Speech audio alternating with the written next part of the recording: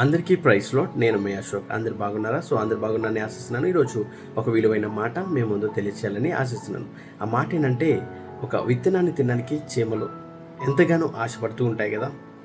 ఒక మొలకను తినడానికి పక్షులు ఎంతగానో ఆశపడుతూ ఉంటాయి కదా.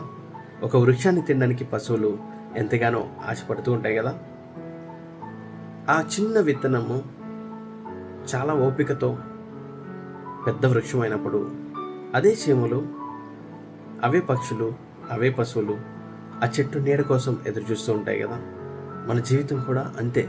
మన జీవితం అద్భుతంగా మారాలి అంటే సమస్యలు, బాధలు, ఇబ్బందులు ఎవరైతే ఓపికతో ఉంటారో, ఎదుర్కొంటారో ఆ బాధల్ని, వారి జీవితాలు అద్భుతంగా మారతాయి.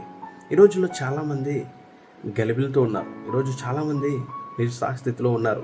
ఈరోజు చాలామంది సమస్యలతో, వ్యాధులతో ఉన్నారు కదా. వారందరూ మా జీవితం ఎలా గడిచిద్ది అని బాధపడుతున్నారు కదా. నేను చెప్తున్న మాట ఏంటంటే, నీ మొదటి స్థానం దేవునికి ఇవ్వు. ఎప్పుడైతే నీ మొదటి స్థానం దేవునికి ఇచ్చి నీ చింత యావత్తు దేవుని వైపు వేస్తావో, దేవుడు అద్భుత రీతిగా నీ పట్ల, నీ కుటుంబం పట్ల అద్భుతం చేస్తాడని మనస్ఫూర్తిగా తెలియజేస్తూ నా మాటలు ముగిస్తూ ఉన్నాను. Thank you all. God bless you.